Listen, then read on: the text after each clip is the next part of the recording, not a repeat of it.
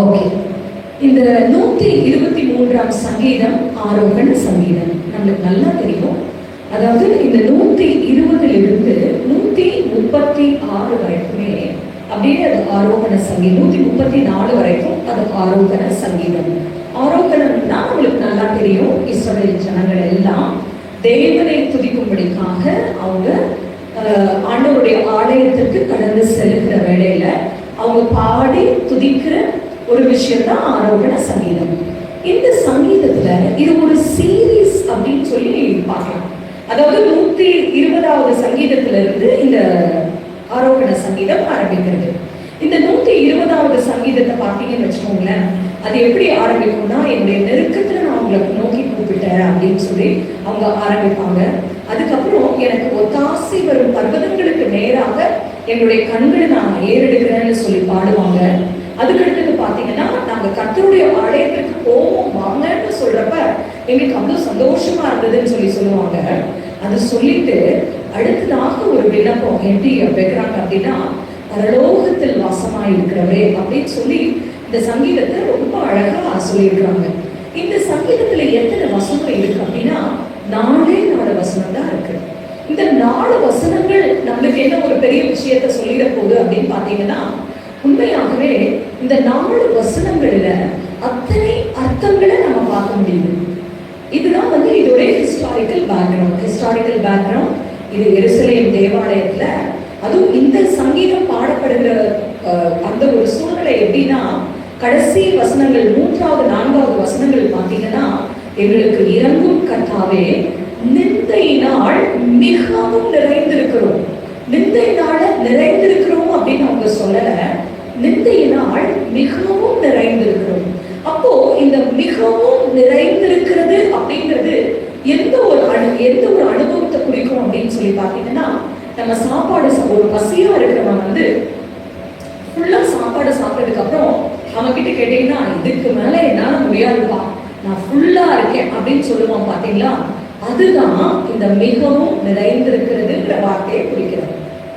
இந்த சங்கீதம் நீங்க இத அதாவது ஒரிஜினல் மொழிபெயர்ப்புல இருந்து நம்ம இந்த சங்கீதத்தை வாசிக்கிற பொழுது, அதாவது இந்த 3வதுல நிந்தையினால் மிகவும் நிறைந்திருக்கிறோம். அந்த மிகவும் நிறைந்திருக்கிறது என்ன அப்படின்னா, ஆண்டவரே எங்களை சுத்தி இருக்கிறவங்க எல்லாம் அவங்க அப்படியே ஒவ்வொரு பாபிலோன்ல இருந்து வருகிற அந்த அகதிகளாக போய் ஒவ்வொரு குரூப்பா, ஒருத்தர் எஸ்ராவோட தலைமையில வராங்க, இன்னொருத்தர் நெகேமியாவோட தலைமையில வர்றாங்க.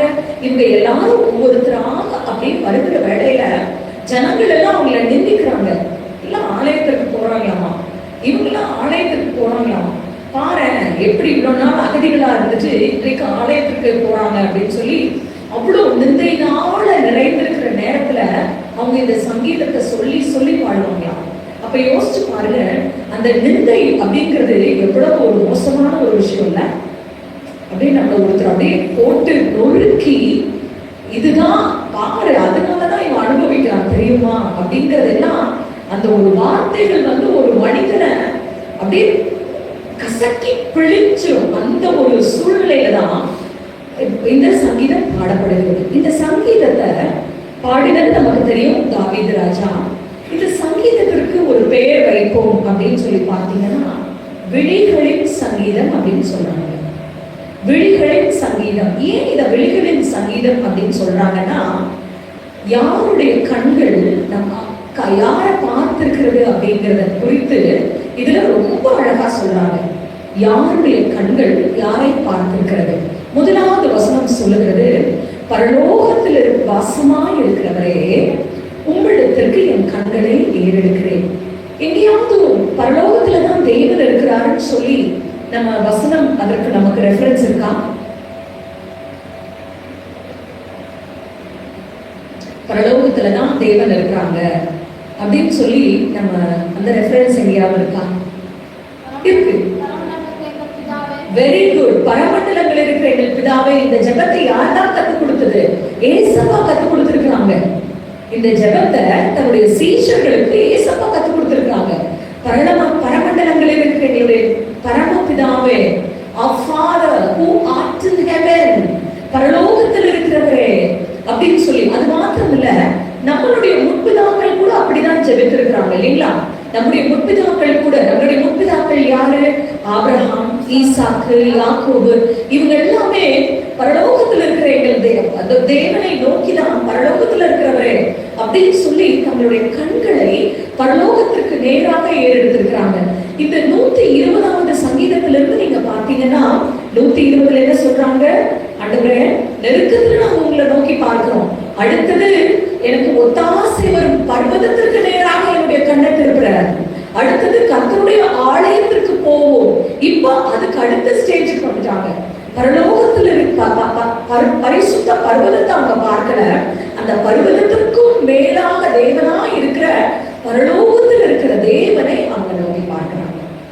அப்படி பார்த்துட்டு அவங்க என்ன சொல்றாங்க அப்படின்னா, அதாவது ஒரு வேலைக்காரன், நம்ம வந்து புதிய பார்த்து கிறிஸ்தவர்கள் நம்ம என்ன சொல்றோம்னா, நாம ராஜாக்களுடைய பிள்ளைகள், நாம் அவருடைய பிள்ளைகள், அவருடைய பிள்ளைகள் கிட்டி சேர்கிறோம் அப்படின்னு சொல்லி சொல்றோம். எந்த இடத்துலயாவதும் நம்ம வேதத்துல நாமெல்லாம் வேலைக்காரர்கள் அப்படின்னு சொல்லி எங்கேயாவது குறிப்பிடப்பட்டிருக்கா? நாமெல்லாம் புதிய ஏற்பாட்டு கிறிஸ்தவங்க, நாம் அதனால வேலைக்காரர்கள் கிடையாது, நாம அவருடைய பிள்ளைகளாக இருக்கிறோம். எஸ், கண்டிப்பாக அவருடைய பிள்ளைகளாக இருக்கிறோம். ஆனா இயேசு கிறிஸ்து புதிய ஏற்பாட்டுல பாத்தீங்கன்னா நிறைய உவமைகளோடு கூட பேசி இருப்பாங்க. அந்த உவமையில எப்பயுமே பிதாவை எஜமானாகவும் நம்மளை எல்லாம் வேலைக்காரராகவும் நிறைய உவமைகள் சொல்லப்பட்டிருக்கும். இன்னொன்று, மறித்ததுக்கு அப்புறமா கர்த்தர் சொல்லுகிற அந்த 2 வார்த்தைக்காக நாம காத்திருக்கிறோம்ல, அது என்ன வார்த்தை? உண்மையும் உத்தமமான ஊழியக்காரனே. அப்போ ஊழியக்காரன் அப்படின்னா ஒருத்தர் ஊழியம் பண்றான் அப்படின்னா ஒரு எஜமான் இருக்கணும். அப்படி எஜமானுக்கு தான் ஊழியம் செய்வாங்க இல்லைங்களா? அப்போ இந்த வசனத்தை எவ்வளவு அழகா அந்த விழிகள் எங்க நோக்கி இருக்குன்னா பரலோகத்தை நோக்கி இருக்கான். இது விழிகளின் சங்கீதம். எவ்வளவு அழகா சொல்லியிருக்காங்கல்ல, சாங் ஆஃப் தி ஐ. விழிகள் பாடுகிற ஒரு சங்கீத பாடலாம். எப்படி எவ்வளவு அழகா சொல்லியிருக்கு. இதோ வேலைக்காரரின் கண்கள் தன் எஜமான்களின் கையை நோக்கி இருக்குமா போலவும், வேலைக்காரியின் கண்கள் தன் எஜமாட்டியின் கையை நோக்கி இருக்குமா போலவும். எதற்காக நான் காத்திருக்கிறேன் அப்படின்னா, எங்கள் தேவனாகிய கர்த்தர் எங்களுக்கு இரக்கம் செய்யும் வரைக்கும் எங்கள் கண்கள் அவரை நோக்கி இருக்கிறது. எதற்காக கண்கள் நோக்கி இருக்குன்னா, இரக்கம் செய்யும் வரைக்கும், இரக்கம், கர்த்தருடைய இரக்கம் வரும் வரைக்கும் அவருடைய நம்மளுடைய கண்கள் எப்படியா ஆண்டவரையே நோக்கி பார்த்திருக்காங்க. இப்போ இந்த வசனத்தை நாம எப்படி இந்த புதிய ஏற்பாட்டு காலத்து கிறிஸ்தவர்களா இருக்கிற நாம நமக்கு அப்ளை பண்ணலாம். அதாவது ஒரு வேலைக்காரனுக்கு இருக்க வேண்டிய 3 குணாதிசயங்களை பற்றி பார்க்கிறோம் இந்த சங்கீதத்துல. அதாவது என்ன சொல்லுது? வேலைக்காரனின் கண்கள் தன் எஜமான்களின் கையை நோக்கி இருக்குமா போலவும், வேலைக்காரியின் கண்கள் தன் எஜமாட்டியின் கையை நோக்கி இருக்குமா போலவும், தேவரி எனக்கு இரக்கம் செய்யற வரைக்கும் நான் உங்களை பார்ப்பேன் அப்படின்னு சொல்றாங்க. அப்போ இந்த புதிய ஏற்பாட்டுல இப்ப இந்த பிரசன்ட் டேல நாம எப்படி இருக்கணுமா, இந்த வேலைக்காரனுக்கு இருக்க வேண்டிய 3 குணாதிசயங்களை கொண்டிருக்கணுமா. இந்த 3 குணாதிசயங்கள் என்ன அப்படின்னு நீங்க பார்த்தீங்கன்னா, முதல்ல டிபெண்டன்ஸ், இரண்டாவது டிசிப்ளின், மூன்றாவது சப்மிஷன். முதலாவது என்னது? டிபெண்டன்ஸ். டிபெண்டன்ஸ் அப்படின்னா என்ன அப்படின்னா, எனக்கு வேற வழியே கிடையாது, நீர் மாத்திரமே அப்படிங்கிற ஒரு டிபெண்டன்ஸ். வேலைக்காரன் வந்து பாத்தீங்கன்னா ஒரு சில இடத்துலலாம் வேலைக்காரன் வந்து அவங்க எஜமான் பேசக்கூட மாட்டாங்க. எஜமான், நான் எங்க ஸ்கூல்ல பார்த்துருக்கிறேன், எங்க மேமுக்கு ஒரு பிஏ இருக்காங்க. அந்த பிஏ எங்க மேம் வந்து ஒரு 1 hour 2 hour அவங்க நின்று பேசுவாங்க. ஆனா அப்படி நின்று பேசுற நேரத்துல அவங்களோட பிஏக்கு தெரியும் எந்த நேரத்துல அவங்களுக்கு தண்ணி கொண்டு போய் கொடுக்கணும் அப்படின்னு சொல்லி. அவங்க பேசிட்டு இருக்கிற வேலையில கரெக்டா அந்த மேம் என்ன பண்ணுவாங்கன்னா அப்படியே வாட்டர் பாட்டில் ஓப்பன் பண்ணி கொடுப்பாங்க. அவங்க சொல்லியிருக்க கூட மாட்டாங்க. நான் நிறைய நேரத்துல இதை பார்த்து நான் ஆச்சரியப்பட்டிருக்கிறேன். இன்றைக்கு நாமும் அப்படிப்பட்ட வேலைக்காரரா இருக்கிறோமா? நம்ம எஜமானுக்கு சொல்லுவாங்கல்ல, அப்படியே பார்த்தாலே அப்படியே அந்த எஜமான் அவங்கள பார்த்தாலே கண்டுபிடிச்சிருவாங்களா அவங்க என்ன சொல்ல வரார் அப்படின்னு. அப்படின்னா அந்த எஜமானுக்கும் அந்த ஊழியக்காரனுக்கும் என்ன ஒரு ஐக்கியம் இருக்கணும்ல. ஒரு எஜமான் வந்து வாயை திறந்து சொல்லணுங்கிறது இல்லை இதை செய் அப்படின்னு. அடுத்த வார்த்தை அதுதான் அந்த கம்யூனியன், அந்த அவங்க 2 பேருக்குள்ள இருக்கிற அந்த நெருக்கம், அது அந்த ஒரு மனம். என் எஜமான் வேற நான் வேற இல்லை, எனக்கு தெரியும், என் எஜமானுக்கு தெரியும் இந்த நேரத்துல அவர் இதைத்தான் எதிர்பார்ப்பார், இந்த நேரத்துல இதை நான் செய்யணும் அப்படிங்கிற அந்த ஒரு குறிப்பு. நீங்க அப்படியே திருப்பி அந்த எஜமான் சும்மா பார்வலா பார்த்துருப்பாரு, உடனே இவர் புரிஞ்சுப்பாரு இந்த வேலைக்காரன் இதைதான் என் எஜமான் சொல்றாரு. இன்றைக்கு நம்ம கிட்ட அப்படி ஒரு குணாதிசயம் காணப்படுதா? அது மாத்திரம் இல்ல, இந்த வசனத்தின் அடிப்படையில சொல்லுது ஒரு வேலைக்காரனுக்கு நிறைய குணாதிசயங்கள் இருக்கணும். ஆனா இந்த வசனத்தின் படி, இந்த விழிகளின் சங்கீதத்தின் படி 3 குணாதிசயங்கள். முதல்ல சொன்ன டிபெண்டன்ஸ், அதாவது நான் எப்படி இருக்கேன்னா எனக்கு இருக்க வேண்டிய ஒவ்வொரு தேவைகளையும், அது சின்ன தேவையா இருக்கட்டும், அது பெரிய தேவையா இருக்கட்டும், என்னால அந்த தேவையை சந்திக்கக்கூடிய அளவு எங்க இடத்துல திறமை இருக்கட்டும், நான் எதையுமே நான் நம்பல, நீ மாத்திரம் எனக்கு செய்வீங்கன்னு சொல்லி நான் உண்மை நம்பி இருக்கிறேன். இரக்கம் செய்யும் வரைக்கும் நான் உண்மை தான் நம்பி இருக்கிறேன் அப்படின்னு சொல்லுகிறார். அப்போ அந்த இரக்கம் அவர் செய்யற வரைக்கும் எத்தனை காத்து கொண்டிருக்கணும்ல, அந்த காத்து கொண்டு இருக்கிறதுக்கு அந்த அந்த முழுமையான ஒரு டிபெண்டன்ஸ் இருக்கா நம்ம கிட்ட. அடுத்தது டிசிப்ளின், அடுத்தது ரொம்ப முக்கியமானது. எனக்கு வந்து நம்ம இந்த வார்த்தைய நான் கேட்டப்ப எல்லாரும் சொல்லுவாங்கல்ல, உங்க வாழ்க்கை டிசிப்ளினா இருக்கணும், உங்க வாழ்க்கை டிசிப்ளினா இருக்கணும். உண்மையாகவே அப்படியே அந்த சில நேரத்துல அப்ப எனக்கு கோபம் வரும், என்னையா நம்ம டிசிப்ளின் இல்லாம இருக்கிறோம், வாழ்க்கை டிசிப்ளினா இருக்கணும், டிசிப்ளினா இருக்கணும் அப்படின்னு சொல்லி அப்படின்னு.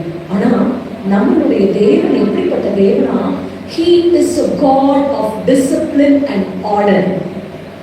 நம்ம தேவன் அவர் எல்லாவற்றையும் ஒழுங்கும் கிரமமாக செய்திருக்கிறார். அப்ப அவருடைய பிள்ளைகள், அவருடைய ஊழியக்காரராய் இருக்கிற நம்ம இடத்துல எப்படி இருக்கணுமா, ஒரு டிசிப்ளினான வாழ்க்கை காணப்படணுமா. என்னை இது ரொம்ப ஆச்சரியப்பட வைத்தது. இதை வந்து அது வந்து நான் யோசிச்சிருக்கிறேன். அப்போ ஒரு நாள் விஜயன் சார் வந்து சொல்லி கொடுத்துருந்தாங்க, ஹீஸ் அ காட், அவர் காட் வந்து நம்ம ஆண்டவர் வந்து பூமி ஒழுங்கின்மையும் பெருமையுமா இருந்தது, ஆனா நம்ம ஆண்டவர் வந்து எப்படி வேணா இருக்கட்டும்னு சொல்ற ஆண்டவர் இல்ல. அப்போ நம்ம ஆண்டவர் வந்து ஒரு டிசிப்ளினான தேவன், அவர் எல்லாத்தையும் ஆர்டராக வைத்திருக்கிறார். ஃபர்ஸ்ட் டே இதெல்லாம் செய்யணும், அதெல்லாம் செஞ்சாங்க, செகண்ட் டே இதை கிரியேட் பண்ணாங்க, தேர்ட் டே இதை கிரியேட் பண்ணாங்க, அதை எல்லாத்தையும் செய்து முடித்தாங்க, அதுக்கப்புறம் மனிதனை படைத்தாங்க. அப்படி he is a God of discipline. ஏதோ ரேண்டமா பண்ணோம், ஏதோ அப்படியே கை வந்த போக்குல பண்ணோம், ஏதோ போகிற போக்குல செய்யணும், இல்லவே இல்லை. அவர் ஒவ்வொரு விஷயத்தையும் அவ்வளவு டிசிப்ளினா செய்வார். அதே டிசிப்ளின் இன்றைக்கு அவரிடத்துல வேலை செய்கிற நம்ம எஜமான் யார் அப்படின்னா, அவர் பயங்கர டிசிப்ளினான ஆண்டவர். அவர் he is a God of order. அவர் செய்ததுதான், சொன்னதுதான். அவர் இதை செய்யலன்னா அதை செய்வார், இதை பண்ணுவேன்னா பண்ணுவார். அவருக்கு ஒரு செகண்ட் தாட் கிடையவே கிடையாது. அவரோட ஊழியக்காரர்களா இருக்கிற நமக்கு அந்த டிசிப்ளின் இருக்கா. அன்னைக்குதான் எனக்கு புரிஞ்சுது, உண்மையாகவே நாம் அவருடைய பிள்ளைகளா இருக்கிற நாம எத்தனை ஒழுக்கமான அந்த ஒழுக்கமான வாழ்க்கை முறைக்குள்ள வரணும் அப்படின்னு. அப்ப கரெக்டான நேரத்துல, படிக்க வேண்டிய நேரத்துல படிக்கணும், விளையாட வேண்டிய நேரத்துல விளையாடணும், தூங்க வேண்டிய நேரத்துல தூங்கணும், எழும்ப வேண்டிய நேரத்துல எழும்பணும், உழைக்க வேண்டிய நேரத்துல உழைக்கணும். அப்போ எல்லாமே அந்த ஆர்டர் அண்ட் டிசிப்ளின் படி நாம இருக்கிறோமா? இன்றைக்கு அந்த எஜமானுக்கு வேலை செய்கிற ஊழியக்காரனாகிய நாம அந்த டிசிப்ளின் இல்லாதனாலதான் பிசாசு கீழே விழுந்தான். ஏன்னா முதல்ல தோன்றின பாவம் என்னன்னு சொல்லுங்க பார்க்கலாம். பெருமை, கீழ்ப்படியாமை, ரெபெலியஸ், அதுதான் எதிர்த்து நிற்குதல், அதுதான் முதல்ல வந்தது. பரலோகத்துல அவன் கீழே விழுகிறதுக்கு ஒரே ரீசன் ஏன் அவர் சொன்னா, அந்த ரெபெலியஸ் நேச்சர், அந்த கர்த்தர் அருவருக்கிற ஆண்டவர் நீ சொன்னா நான் கேட்கணுமா அப்படிங்கிற அந்த ரெபெலியஸ் நேச்சர். அடுத்தது நான் ஃபர்ஸ்ட் சொன்னேன் டிபெண்டன்ஸ், டிசிப்ளின் அண்ட் சப்மிஷன். இந்த சப்மிஷன் ஒரு வேலைக்காரனுக்கு நிச்சயமாக இருக்கணும். அந்த வேலைக்காரனுக்கு அந்த சப்மிஷன் இல்லாததுனாலதான் லூசிபர் கீழே விழுந்தான். முதல்ல உருவான பாவமே என்ன? முதல்ல வந்தது ரெபெலியஸ் நேச்சர். நீங்க சொன்னா நான் கேட்கணுமா? அடுத்த வார்த்தை கேட்டா பாத்தீங்களா, ஆண்டவர் சொல்ற, ஆண்டவர் நான் துதிக்கணுமா? ஏன் துதிக்கணும்? அந்த ரெபெலியஸ் நேச்சர் தான் முதல்ல. அப்படி ஒரு சுபாவம் நம்ம இடத்துல இருக்குமாயே. ஒருவேளை இன்னைக்கு நம்ம சபையில நமக்கு ஒரு ஹையர் அத்தாரிட்டி, நம்ம சபைக்கு தலையாரு கிறிஸ்து. அந்த கிறிஸ்துவுக்கு அப்புறமா போதகர் ஒரு காரியத்தை சொல்லுகிறார் அப்படின்னா, நாமும் அவர் சொன்னா அப்படிங்கிற ஒரு காரியம் சபையில, வீட்டுல நமக்கு தெரியும், மனைவிகளாகிய நாம சப்மிசிவா இருக்கணும். நம்ம சப்மிட் பண்ணணும். சப்மிட் அப்படின்னா தாழ்ந்து போக வேண்டியது அல்ல. நம்ம தெளிவாக புரிந்து கொள்ளணும். கர்த்தருடைய வேலைக்காரரா இருக்கிற நம்மள சப்மிட் பண்ணணும். அது நமக்கு எந்த ஒரு ஹையர் அத்தாரிட்டியாக இருந்தாலும் சரி, வேலை ஸ்தலத்துல நம்மளுடைய வேலையில எஜமானா இருந்தாலும் சரி, வீட்டுல நம்மளுடைய கணவனாக இருந்தாலும் சரி, இல்ல நமக்கு மேல இருக்கிறவங்களா இருந்தாலும் சரி, பிள்ளைங்க தங்களுடைய பெற்றோர்களுக்கு, இப்படி எல்லாவற்றுக்குமே சப்மிஷன் அப்படிங்கிறது ரொம்ப ரொம்ப அவசியம். அந்த சப்மிஷன் இல்லைன்னா டிஸ்ஒபீடியன்ஸ் வரும், கீழ்ப்படியாமை வரும். உடனே நம்ம என்ன சொல்றோம்? நீங்க சொன்னீங்கன்னா நான் கேட்கணும்னு நினைக்காதீங்கம்மா, உங்களுக்கு தெரியாதுமா, இப்பெல்லாம் நல்லா ஜென்சி கிட்ஸ்மா, உங்களுக்கு புரியாதுமா, இந்த டேர்ம்ஸ் எல்லாம் உங்களுக்கு புரியாதுமா, என்னம்மா நீங்க இன்னும் ஓல்ட் ஸ்கூலாவே இருக்கீங்க, எவ்வளவு சொல்றோம்ல, உங்களுக்கு புரியாதுமா, என்னம்மா நீங்க. நம்ம யங்ஸ்டர்ஸ் பேசுறப்ப அந்த யங்ஸ்டர்ஸ்க்கு அவங்களுடைய காரியங்கள் தான் பிரதானம். இப்ப நாம சொல்லுகிற காரியத்துக்கு அவங்க சப்மிட் பண்ண முடியலன்னா நிச்சயமாகவே நம்ம தெரிஞ்சுக்கலாம் 101% எங்கேயோ தவறு நம்ம இடத்துல இருக்கு. அதையெல்லாம் ஒரு வேலைக்காரனுடைய சுபாவம் எப்படி இருக்கணும்? தனக்கு மேல இருக்கிற எஜமான். யோசுவா பாத்தீங்கன்னா அதுதான், அதாவது மோசேக்கும் யோசுவாக்கும் பயங்கர ஒரு டிஃபரன்ஸ். மோசே கதறுவார் தேவ சமூகத்துல, ஆண்டவரே இந்த ஜனங்களை மட்டும் நீங்க தயவு செய்து ஒண்ணுமே பண்ணிடாதீங்க ஆண்டவரே, என் பேரை கூட கிறுக்கி போட்டுருங்கிற ஒரு தலைவன் மோசே. நான் யோசுவா டே போய் கொன்றுவார். ஏன், எதுக்கு, என்ன கேள்வி? No questions. என் பாஸ் சொல்லிட்டாரு, நான் அதை செஞ்சிடறேன். ஒருத்தரை கூட விடாத, புட்டுச்சு அவ்வளவுதான். அது ஒரு சொந்தக்காரா இருந்தாலும் பரவாயில்ல. யோசித்து பாருங்க, அன்றைக்கு கர்த்தருடைய சமூகத்துல வைராக்கியமா நின்றது லேவி கோத்திரம் மாத்திரம்தான். அப்ப சொல்றாங்க, டே நீ போய் நீ எல்லாத்தையும் நீ அடிச்சு, யாரெல்லாம் கர்த்தருக்கு விரோதமா இருக்கிறாங்க, கர்த்தருக்கு விரோதமாய் அன்றைக்கு நின்றது அவங்க சொந்தக்காரங்க தான், இஸ்ரேலைட்ஸ் தான் எல்லாரும்.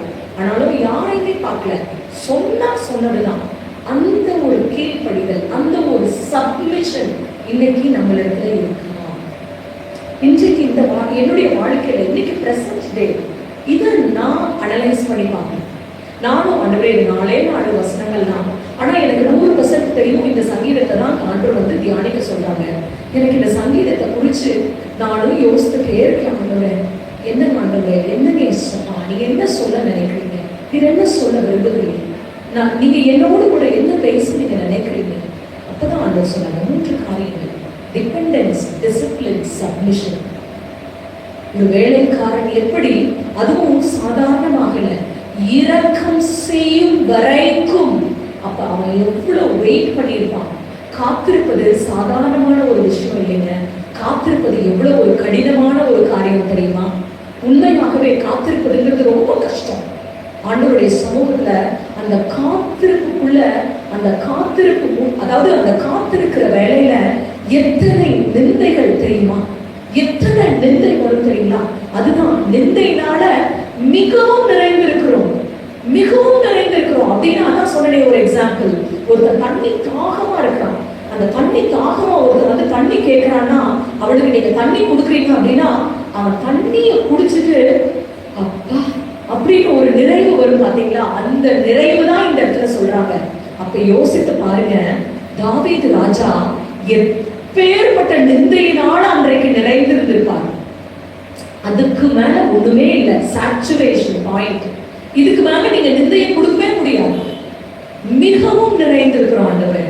ஆனாலும் நான் என்ன பண்றேன், நீங்க எனக்கு இரக்கம் செய்யும் வரைக்கும் உங்களை பார்த்துட்டு இருக்கேன். இந்த எவ்வளவு நிந்தை வேணா வரட்டும் ஆண்டவரே, எவ்வளவு வேணா பேசட்டும் ஆண்டவரே, ஆனா நீர் எனக்கு இரக்கம் செய்யும் வரைக்கும் கன்சிஸ்டன்ட் இன் திஸ் பிரேயர். அவர் ஜெபத்துல கன்சிஸ்டன்டா இருக்கார். ஒரு நாள் 2 நாள்ல எவ்வளவு காலம் தெரியாது. அந்த இரக்கம் கர்த்தர் நமக்கு எந்த காலத்துல கொடுப்பாரு தெரியாது. ஆனா அது வரைக்கும் ஆண்டவரோட சமூகத்துல காத்து காத்து காத்து காத்து இருக்கிறது எவ்வளவு பெரிய விஷயம் தெரியுங்களா? உண்மையாகவே என்னால சாட்சியாக சொல்ல முடியும். ஒரு 100க்காக இதுக்கு முன்னாடி நான் வேலை செஞ்ச ஸ்கூல்ல ஒவ்வொரு வருஷமும் எனக்கு 100 கிடைக்கும் சப்ஜெக்ட்ல. ஐஎஸ்சி ஐசிஎஸ்சி 2 சிலபஸையும் நான் எடுப்பேன். 10th அந்த ஸ்கூல்ல அது வரைக்கும் சென்டமே கிடையாது. ஆண்டவருடைய பெரிதான கிருபையினால அந்த சப்ஜெக்டை ஹேண்டில் பண்ணப்ப 3 சென்டம். அதுக்கப்புறம் அந்த ஸ்கூலை விட்டு நான் வரேன் 7 சென்டம். ஆனா இந்த ஸ்கூலுக்கு நான் வந்து ஜாயின் பண்ணி 9 வருடங்கள் நான் காத்திருந்தேன் ஒரு 100க்காக. நான் யோசிப்பேன், இந்த வருஷம் எனக்கு 100 கிடைச்சு, இந்த வருஷம் எனக்கு 100 கிடைச்சு, இந்த வருஷம் எனக்கு 100 கிடைச்சிடும். ஆனா அந்த ஒவ்வொரு நேரத்திலையும் சில நேரங்களில 99 வரும், 100 கிடைக்காது. 99 வரும், 99 2 பேர் வாங்குவாங்க, 3 பேர் வாங்குவாங்க. ஆனா அந்த 100 கிடைக்கவே கிடைக்காது. ஒவ்வொரு வருஷமும் நான் காத்திருப்பேன் ஆண்டவரோட சமூகத்துல. ஆண்டவரே நிச்சயமா நீங்க இந்த வருஷம் எனக்கு தருவீங்க, விசுவாச அறிக்கை எல்லாமே செய்வேன். அந்த சமயத்துல நீங்க காத்திருக்கிற வேலையில சில நேரத்துல குரூப்பா ஒரு டீச்சர்ஸ் உட்கார்ந்துருக்கோம்னு வச்சுக்கோங்களேன், உங்களோட கலீக் எல்லாம் உட்கார்ந்துருப்பாங்க. அந்த நேரத்துல ரொம்ப அழகா சொல்லுவாங்க, ப்ளீஸ் மேம் 99 வரைக்கும் வருது, அங்க 1 மார்க் வரல அப்படிம்பாங்க. உங்களுக்கு அந்த நேரத்துல எப்படி இருக்கும்? அந்த நிந்தைய 1 வருஷம் 2 வருஷம் இல்ல, 9 வருடம் நான் அனுபவித்தேன். 1 வருஷம் 2 வருஷம் இல்ல, அந்த ஒரு ரிசல்ட் அது அந்த உணர்வு நீங்க யாருக்கிட்டையுமே பகிர்ந்துக்க முடியாது ஆண்டவரை தவிர. நீங்க அப்படி சொன்னா கூட உங்களை புரிந்து கொள்வதற்கு கூட ஆள் இருக்காது. எத்தனை நேரம் உண்மையாகவே இந்த கார்பெட்டுக்கு தெரியுங்க, நிச்சயமா இந்த கார்பெட்டுக்கு தெரியும், இந்த புல்பிட் இருக்கு இல்லையா, இந்த புல்பிட்டுக்கு தெரியும். சில நேரங்களில் நான் உடைந்து போய் கதறி இருக்கிற ஆண்டவரோட சமூகத்துல. ஆனா கர்த்தர் அந்த 9 வருடங்களை வெயிட் பண்ணி 10வது வருடத்துல ஒரு காரியத்தை செய்தா யாருக்குமே 100 இல்லை, எந்த ஸ்கூல்லையும் 100 இல்லை. எனக்கு தெரிந்து பக்கத்துல இருக்கிற பிஎஸ்ஜி ஸ்கூல், நேஷனல் மாடல், எங்களுடைய சிஸ்டர் கன்சர்ன், எந்த இடத்துல எதுலையுமே 100 இல்லை. ஆனா என் சப்ஜெக்ட்ல 100.